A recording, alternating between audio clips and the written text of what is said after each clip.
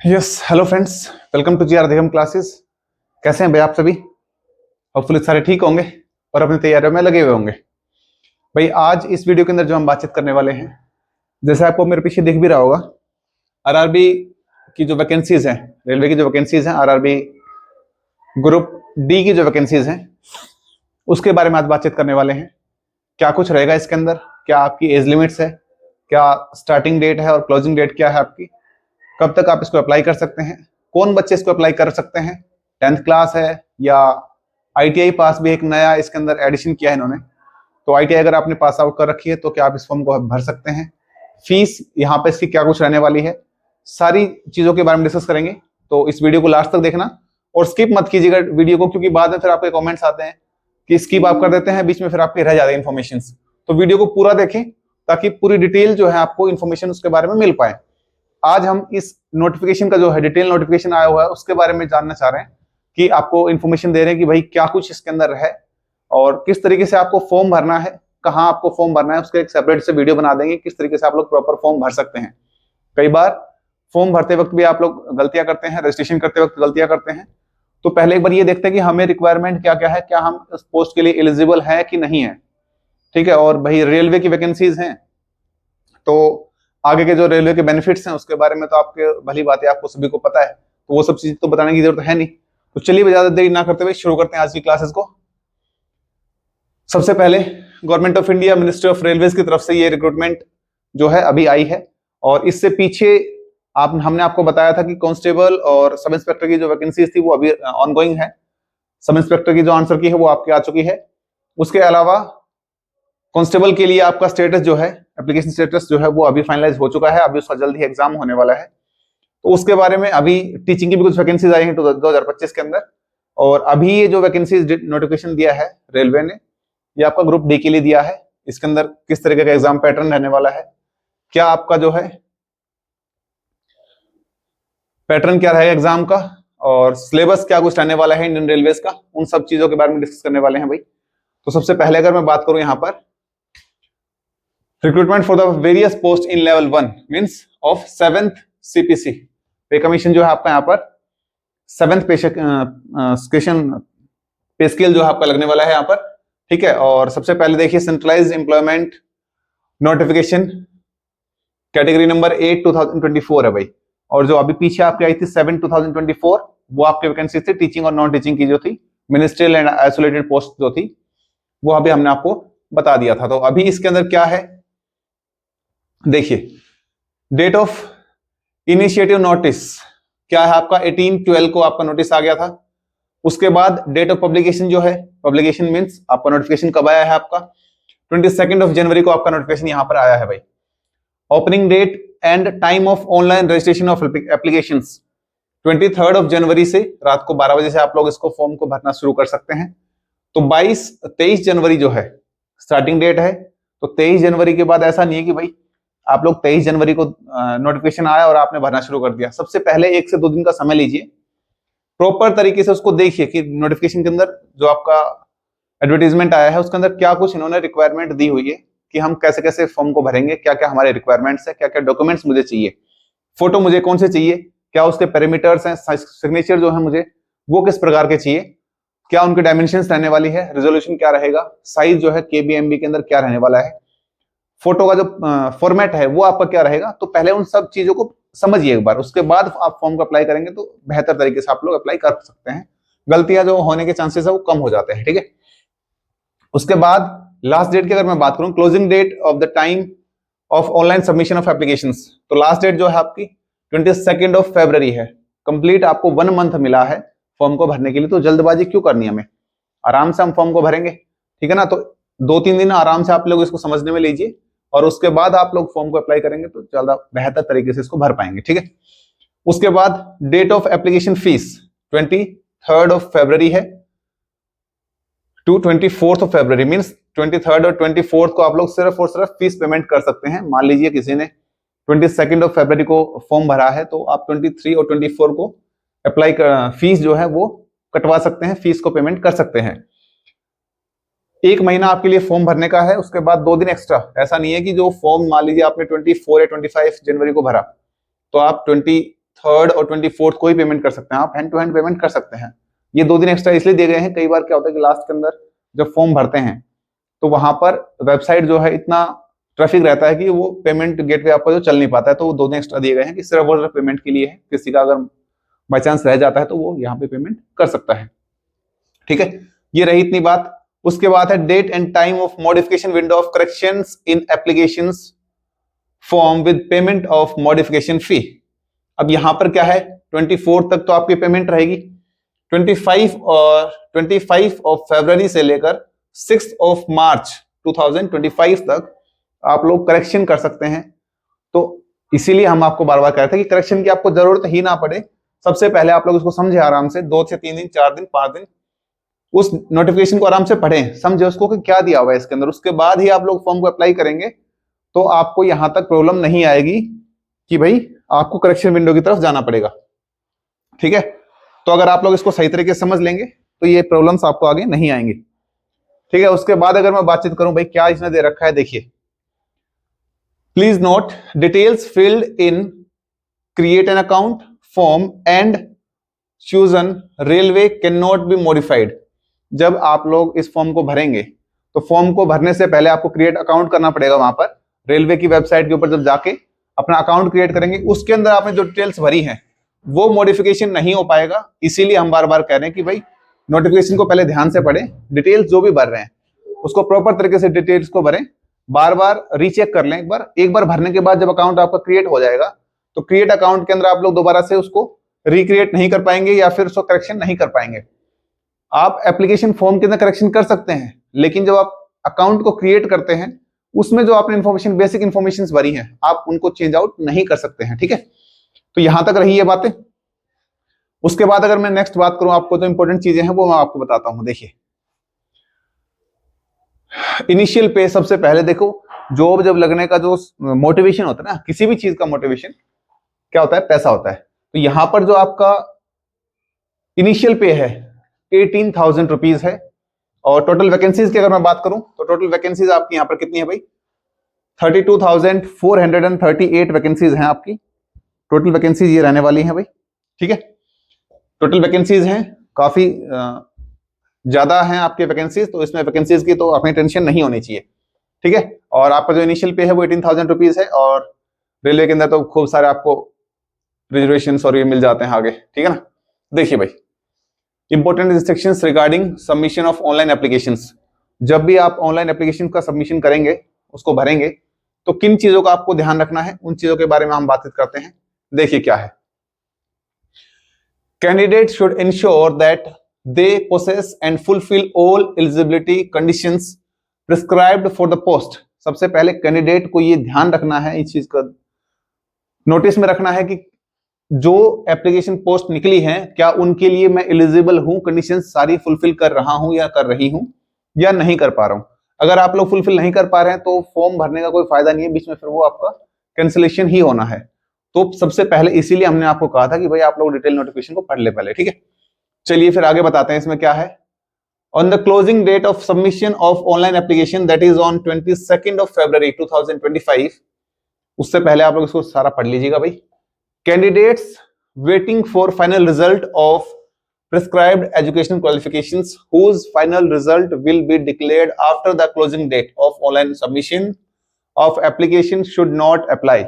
इसका मतलब क्या है, जैसे इसकी जो आपकी क्वालिफिकेशन है, मान लीजिए इन्होंने 10th पास मांगा हुआ है और 10th क्लास के जो बच्चे हैं वो अभी अपीयरिंग में है। अगर आपका रिजल्ट 22 फरवरी से पहले आता है, या ITI के जो बच्चे हैं, अगर आपका रिजल्ट 22 फरवरी से पहले आ जाता है तो आप लोग इसको एप्लीकेबल कर सकते हैं, भर सकते हैं, अप्लाई कर सकते हैं। Otherwise you are not eligible for this exam. इस चीज का इन्होंने, कई बार क्या होता है कि कई एग्जाम्स के अंदर अपीयरिंग करके आप लोग फॉर्म को भर देते हैं, जब बाद में आपका रिजल्ट आता है, एग्जाम दे देते हैं, रिजल्ट आता है, उसके बाद आप लोग उसको सबमिट करवा देते हैं। लेकिन यहाँ पे इन्होंने पहले ही कंडीशंस दे दी हैं कि अगर आपका रिजल्ट जो है 22 फरवरी से पहले आ जाता है तो ही आप एलिजिबल हैं, एप्लीकेबल हैं, उसको भर सकते हैं। Otherwise you should not apply. ठीक है, नेक्स्ट उसने क्या कहा, candidates are advised to visit only official websites of the RRB एंड RRCs indicates a para 21.0 A and B। In this and B very question about fake websites in job recruiters. इन्होंने कहा कि भाई जब भी आप लोग फॉर्म को अप्लाई करें तो ऑफिशियल जो है इसकी ऑथेंटिक जो वेबसाइट है rrb.ac.in वहां पर ही आप लोग अप्लाई करें। किसी और अनऑफिशियल वेबसाइट के ऊपर जाकर अप्लाई करेंगे तो आपके साथ जो भी धोखाधड़ी होता है या फ्रॉड होता है उसके लिए आप खुद जिम्मेदार होंगे। तो आप जहां तक समझदारी की बात है तो काफी समझदार हैं, सभी को पता है। अनऑफिशियली जाके फॉर्म को अप्लाई नहीं करेंगे, ऑफिशियल वेबसाइट जो है उन्हीं के ऊपर जाके अपने फॉर्म को अप्लाई करें, ठीक है। उसके बाद इसने क्या कहा है देखिए, candidate should have their on mobile number and valid and active personal email ID and keep them active for the entire duration of the recruitment as RRB RRC shall send recruitment related communications only through SMS and email till it recruitment is completed over। इन्होंने कहा जब आप account को create करते हैं, हम आगे बताएंगे कहां पे क्या करना है आपको, तो वहां पर आपको एक अपना मोबाइल नंबर जो है वो और आपकी जो ईमेल आईडी है, वैलिड ईमेल आईडी और रनिंग ईमेल आईडी जो है वो तब तक रखनी है जब तक आपकी ये कैटेगरी की जो एप्लीकेशन फॉर्म है ये कंप्लीट नहीं हो जाते हैं। क्योंकि कई बार क्या होता है, हमने मोबाइल नंबर डाला रजिस्ट्रेशन करने के लिए, डाल दिया, ओटीपी आ गया, ठीक है, फिर 2 महीने के बाद पता लगा वो मोबाइल नंबर हमारा बंद हो गया है या सिम जो है खो गई है या जो भी है अपनी ईमेल आईडी जो है वो बंद कर दी है। तो इन्होंने कहा कि भाई आप अपना वही नंबर और ईमेल आईडी, वैलिड और एक्टिव पर्सनल ईमेल आईडी डालें ताकि आरआरबी जितने भी नोटिफिकेशन देता है या जो भी आगे मैसेज देता है, भाई एग्जाम से रिलेटेड हो या फिर आपके डॉक्यूमेंट वेरिफिकेशन से रिलेटेड हो या मेडिकल का हो, तो वो आपको बाय मेल या बाय मैसेज ही आएगा। तो बाय मेल अगर कब आएगा, जब आपकी मेल एक्टिव होगी तभी आएगा ना, या मोबाइल नंबर एक्टिव होगा तभी आएगा। तो इन चीजों का विशेष ध्यान रखें, इन चीजों का ध्यान रखने का, ठीक है। और उसने कहा है आगे, RRB RRC will not entertain any request of change of the mobile number या ईमेल आईडी। ऐसा नहीं है कि भाई आपका गुम हो गया तो आप लोग सोचते चलो दूसरा नंबर डाल देते हैं, कोई दिक्कत नहीं है। आरआरबी इस चीज के लिए नहीं अलाउ करता है कि भैया आप लोग दूसरा उसमें मोबाइल नंबर डालें, ठीक है। तो इस चीज का स्पेशली ध्यान रखा गया है। Applications are to be submitted online only through the link provided by RRB websites only, ठीक है। आरआरबी की जो स्पेशल वेबसाइट है आरआरबी के अंदर rrb.ac.in वहां पर आप लोग ही अप्लाई कर सकते हैं। आरआरबी सिर्फ यही एप्लीकेशन देती है कि इस वेबसाइट से ही अप्लाई करें, उसके अलावा आरआरबी जो है किसी भी चीज का अपने ऊपर नहीं लेती है, ठीक है। तो जो मेन चीज है वो वहां पर आपको बता देते हैं। एज लिमिट्स एज ऑन 1/1/2025, 1/1/2025 तक आपकी एज क्या है, वहां से आपकी एज लिमिट्स जो है काउंट होंगी, ठीक है। इस चीज का ध्यान रखना।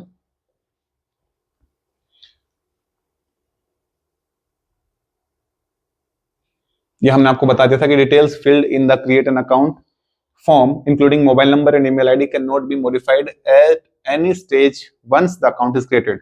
आप एक बार ही अपने मोबाइल नंबर, ईमेल आईडी या फिर आपकी जो पर्सनल इंफॉर्मेशन है वो एक बार ही डाल सकते हैं। इन चीजों का ध्यान रखना, बार बार चेंजमेंट नहीं होगा, ठीक है। ये आपको बता दिया था कि 25/2 तक आप लोग इसमें पेमेंट कर सकते हैं, ठीक है। और after 6/3 RRB shall not entertain representation for modification of the information furnished in the application. भाई लास्ट डेट जो है 6 मार्च है, क्योंकि 6 मार्च तक करेक्शन विंडो ओपन रहेगी। तो करेक्शन विंडो के बंद होने के बाद आरआरबी जो है किसी भी तरीके का आपको चेंजमेंट करने का, करेक्शन करने का ऑथराइज नहीं करती है। आप लोग नहीं कर पाएंगे तो अपना ध्यान रखें, साथ में ही लास्ट में कर लें।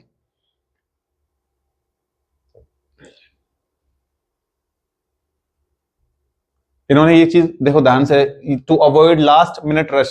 हमने आपको बताया ना कि लास्ट मिनट के अंदर वेबसाइट जो है ट्रैफिक ज्यादा हो जाता है, ज्यादा लोग अप्लाई करते हैं, तो उस चीज को ध्यान में रखते हुए आप अपना पहले ही अप्लाई कर लें ताकि उस रश से बचा जा सकते, ठीक है।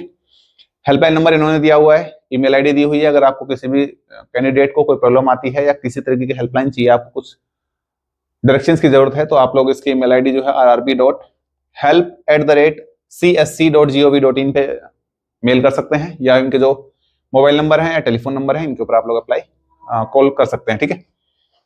देखिए भाई एग्जामिनेशन के रिगार्डिंग क्या क्या है वो चीजें बताते हैं आपको। बैंड आइटम्स जो है वो तो आपको सब पहले भी हमने बताया था जब आरआरबी की हम टीचिंग पोस्ट की बात कर रहे थे, नॉन टीचिंग और जो आप मिनिस्ट्रियल पोस्ट थे उनके बारे में जब बातचीत की थी हमने, कि आरआरबी के अंदर कोई भी जो है इलेक्ट्रॉनिक गैजेट्स, कोई आपकी चेन, मेटल डिटेक्टर या इस प्रकार के कोई भी मोबाइल फोन हो गया, कैलकुलेटर हो गया, या जो भी अदर तरीके की हैं वो यहाँ पे अलाउ नहीं है, तो ठीक है। स्टेजेस ऑफ एग्जाम की बात करें तो सिंगल स्टेज का आपका एग्जाम रहने वाला है। सिंगल स्टेज का एग्जाम है, आपके लिए प्लस बेनिफिट है कि एक एग्जाम देना है और आप अपनी जॉब को सिक्योर कर सकते हैं यहाँ पर, ठीक है। कंप्यूटर बेस्ड टेस्ट रहने वाला है। ये आरआरबी के ऊपर डिपेंड करता है। अभी फिलहाल सिंगल साइड दिया हुआ है, सिंगल स्टेज दिया हुआ है। अगर आरआरबी चाहती है उसको डबल मोड के अंदर लेके जाना तो वो लेके जा सकती है, वो अथोराइज्ड है इस चीज के लिए, और आप उसके ऊपर कुछ एलिगेशंस नहीं कर सकते कोई, ठीक है। उसके बाद देखिए shortlisting of PET means physical efficiency test, क्योंकि डी ग्रुप की है तो फिजिकल एफिशिएंसी तो चाहिए आपको, ठीक है ना।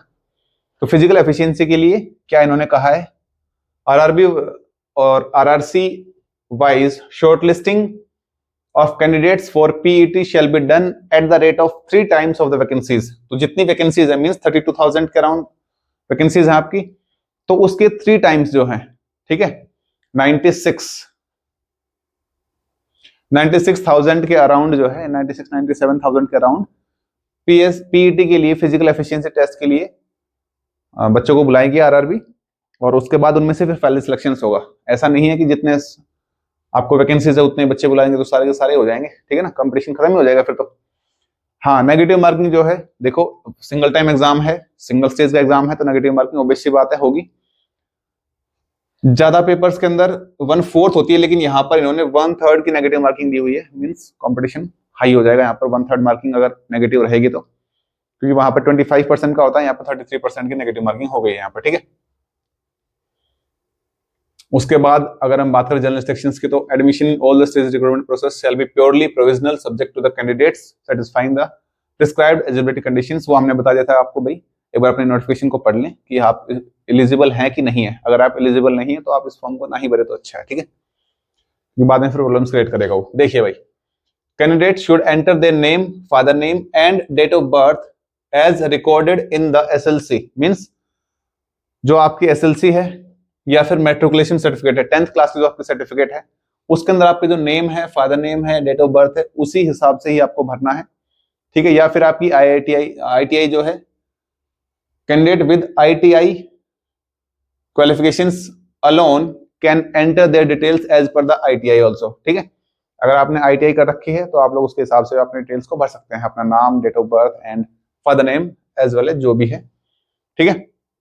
उसके अलावा जो काम की चीजें हैं, ये हमने आपको पहले बताया था कि RRB reserve to right introduce additional CBT and PET additional DB etcetera without assigning and reasons.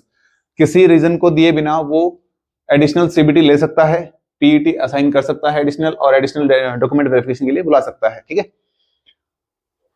Railway administration के पास ये फाइनल डिसीजन होते हैं, उनके पास राइट्स हैं, वो फाइनल डिसीजन उनके रहेंगे, आप उसमें ऑब्लिगेशंस नहीं कर सकते, उनके जो क्वेश्चन मार्क नहीं लगा सकते हैं, ठीक है। उन्होंने पहले ये चीज दे दी है। पोस्टिंग जो है वो कहीं भी आ सकती है भाई, वो ऑल ओवर इंडिया है तो आरआरबी है, सेंट्रल पोस्ट है तो कहीं भी आपकी इसमें आ सकती है, ठीक है। और फ्री ट्रेन ट्रेवल फैसिलिटी जो है SC ST कैंडिडेट्स के लिए ये एक प्लस बेनिफिट है, इसको ध्यान में रखिए जब आप फॉर्म भरते हैं। तो free sleeper class railway pass is admissible to SC ST candidates. SC ST candidates के जो बच्चे हैं, जो एस्पिरेंट्स हैं, उनके लिए यहाँ पर फ्री स्लीपर क्लास की जो टिकट्स हैं वो प्रोवाइड कर रही है आरआरबी। तो जब भी आप लोग अप्लाई करें, who wish to avail free traveling authority will have to indicate yes in the relevant column in the online applications and upload valid caste certificate। जब भी आप अप्लाई करेंगे तो हम आपको दिखाएंगे उसके अंदर। तो जब अप्लाई करते हैं तो वहां पर कास्ट का सिस्टम आता है कि कास्ट तो SC ST डालेंगे, और उसके बाद जब वहां पे कहेगा कि indicates yes in the relevant column, आप अपने कॉलम के अंदर जब वो पूछता है कि क्या आप उसके लिए फ्री ट्रेन ट्रेवल फैसिलिटी लेना चाहते हैं तो उसमें यस डालेंगे। यस डालने के बाद आपको क्या करना है, आपकी जो SC ST कैटेगरी की जो सर्टिफिकेट है वो आपको वहां पे साथ में अपलोड करनी पड़ेगी, ताकि वो वहां पे आपकी जो सीट है वो रिजर्व कर सके, ठीक है। For such candidate free sleeper class railway pass will be a part of e call letter when they are called for the various stages of recruitment. जब आपका एडमिट कार्ड आएगा वहां पर आपको फीस टिकट का जो है वो भी कंफर्मेशन वहां पे आ जाएगा, ठीक है। जहां भी आपका सेंटर होगा उसके हिसाब से वो टिकट्स उसके ऊपर मेंशन रहेगा, तो आप लोग उसमें जा सकते हैं, आपका कोई वहां पे एक्स्ट्रा चार्ज नहीं होगा, ठीक है। उसके बाद अगर हम आगे बात करें वैकेंसीज का, हमने आपको बता दिया था कि टोटल वैकेंसीज कितनी है। उसका मेडिकल स्टैंडर्ड जो है भाई, मेडिकल स्टैंडर्ड तो देखिए इनके होते हैं, विजन टेस्ट है, नियर विजन है, मस्ट 6.9 6/9 एंड 6/9 का, ठीक है। मेडिकल के लिए हम आप इसमें बता देंगे आपको। देखिए भाई क्या है इंपॉर्टेंट चीजें। Candidate are advised to ensure that they are eligible as per the medical standards. जैसा हमने एग्जाम के लिए बताया, तो आप मेडिकल स्टैंडर्ड्स के लिए भी आप एक बार देख लीजिएगा कि मेडिकल स्टैंडर्ड्स के लिए आप लोग एलिजिबल हैं कि नहीं है। Candidates found medical unsuitable for the applied post shall not be given any alternate appointment. अगर आप लोग जिस पोस्ट के लिए अप्लाई कर रहे हैं और उसके मेडिकल स्टैंडर्ड के हिसाब से आप एलिजिबल नहीं है, तो रेलवे जो है आपको अल्टरनेट अपॉइंटमेंट नहीं देगा, आपको रिजेक्ट ही किया जाएगा आपके फॉर्म को, ठीक है।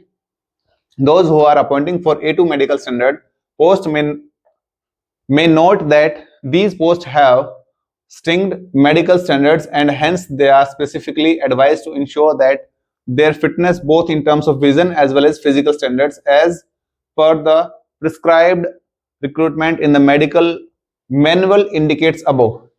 जो इन्होंने बताया हुआ है ये हम शेयर आपके साथ कर देंगे नोटिफिकेशन को।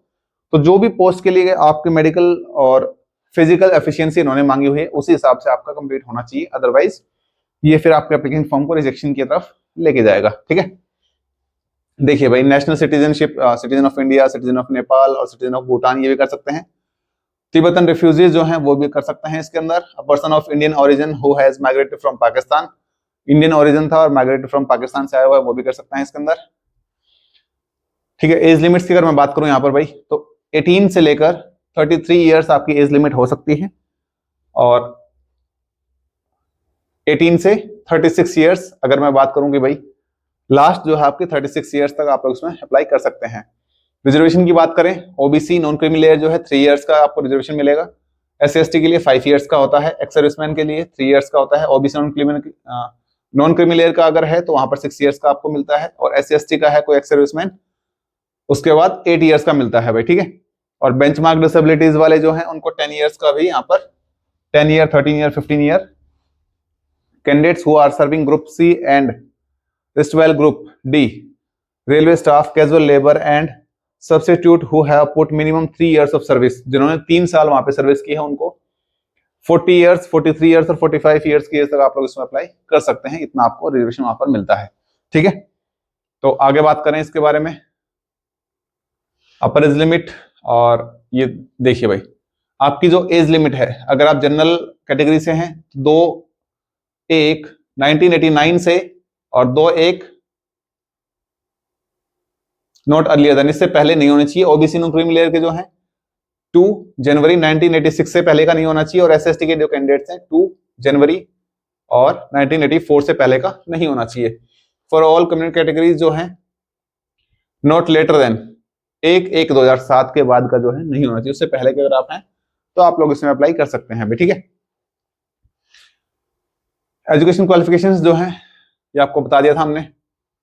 प्रिस्क्राइब्ड मिनिमम एजुकेशन क्वालिफिकेशंस जो 10th क्लास है, और ITI वाले भी जो इसको अप्लाई कर सकते हैं भाई, ठीक है।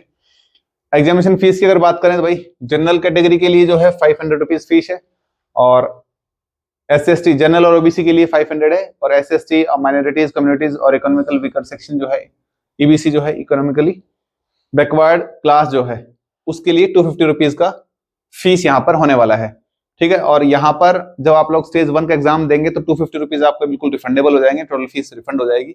और वहीं अगर मैं बात करूँ जनरल और OBC कैंडिडेट्स के लिए तो 400 रुपीज का रिफंडेबल अमाउंट आपको मिल जाएगा वहां पर। ये सिर्फ और सिर्फ कब मिलेगा, जब आप लोग स्टेज 1 का एग्जाम को दे के आएंगे तब आपको यहाँ पर मिलने वाला है, ठीक है। उसके बाद मोड्स ऑफ पेमेंट जो है भाई, आप लोग internet banking, debit card, credit card, UPI जैसे भी आप लोग करना चाहें, आजकल तो डिजिटल का जमाना है तो आप लोग अप्लाई कर सकते हैं, पेमेंट को कर सकते हैं, ठीक है। देखिए रिफंड ऑफ एग्जामिनेशन फीस का हमने बता दिया है। फॉर दोज अटेंडिंग CBTs, सिर्फ उन्हीं बच्चों को दिया जाएगा जो CBT एग्जाम को अटेंड करके आएंगे, पेपर को देके आएंगे, ठीक है। बैंक अकाउंट डिटेल्स जो है भाई आप लोग अपना सही से भरिएगा, क्योंकि अगर आप बैंक अकाउंट डिटेल आप लोग गलत भरेंगे तो रिफंडेबल अमाउंट नहीं आएगा, तो उसके लिए फिर RRB जिम्मेदार नहीं है, ठीक है भाई। उसके बाद जो है आपका जो इंपॉर्टेंट चीजें हैं वो आपको बता देता हूं भाई।